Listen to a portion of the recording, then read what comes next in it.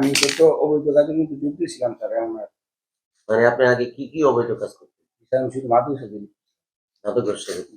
আজ থেকে আমি কোনো মাদক ব্যবসার সাথে লিপ্ত হব না এবং মাদক সেবক করিব না। এলাকায় সামাজিক সহবাস করিব। কোনো প্রকারের সমাজ বিরোধী, শৃঙ্খলা বিরোধী, আইন বিরোধী সন্ত্রাসী কার্যকলাপ করিব না। আজ থেকে প্রতিদিন থানায় আসিয়া আপনার নিকট এক বেলা হাজিরা দিব।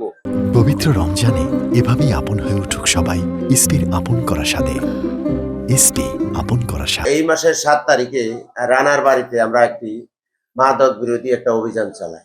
অভিযান চালাইতে যে আমরা রানা পালিয়ে যাই, তো রানা একটা মোটরসাইকেল আমরা নিয়ে আসি। সেই পরবর্তী থেকে রানাকে আমরা গ্রেপ্তার করার জন্য সকল চেষ্টা অব্যাহত থাকি।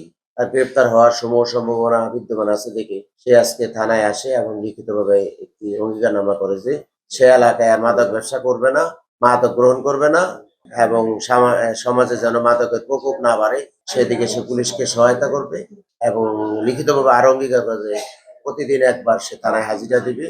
বাংলাদেশ পুলিশ যেহেতু একটি সেবাধর্মী প্রতিষ্ঠান, আসলে কেউ যদি খারাপ কাজ, অনৈতিক কাজ, সমাজ বিরোধী, রাষ্ট্রের যেটা ক্ষতি হয় সেগুলি ছেড়ে যদি সমাজে পুনর্বাসিত হতে চায়, সবার সাথে একযোগে কাজ করতে চায়, সেই বিষয়ে বাংলাদেশ পুলিশ তাদের সাধুবাদ জানায়। রানাকেও আমরা মাদক ছাড়ার যে একটা উদ্যোগ নিয়েছে, এই প্রথম নারায়ণগঞ্জ সদর মডেল থানায় অনেক মাদক ব্যবসায়ী আছে রানার মতো। রানায় মাদক ব্যবসা ছেড়ে বিকল্প ব্যবসা পুনর্বাসিত হয়ে সমাজে সুস্থ স্বাভাবিক জীবনযাপন করার জন্য যে সমাজে ফিরে এসেছে, থানায় এসেছে, তার জন্য সাধুবাদ।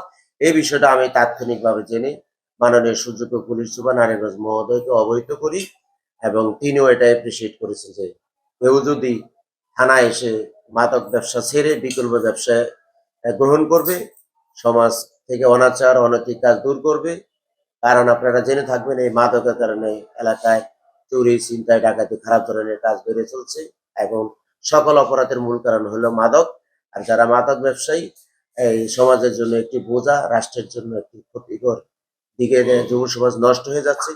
তাই আমরা আপনাদের ইলেকট্রনিক এবং প্রিন্ট মিডিয়ার মাধ্যমে দেশবাসীকে মেসেজ দিতে চাচ্ছি, নারায়ণগঞ্জ জেলা একটি ব্যতিক্রমধর্মী জেলা বাংলাদেশের মধ্যে, জনবহুল এলাকা। সেই এলাকায় মাদকের প্রকোপ যাতে না বাড়ে, যারা এই মাদক ব্যবসা করছেন, মাদক ব্যবসা শেল্টার দিচ্ছেন, তারা সবাই সাবধান হয়ে যান, এই মাদক ব্যবসা ছেড়ে দেন। রাষ্ট্রের মাধ্যমে আমরা বিকল্প কর্মসংস্থানের ব্যবস্থা করে আপনাদের পুনর্বাসিত করব।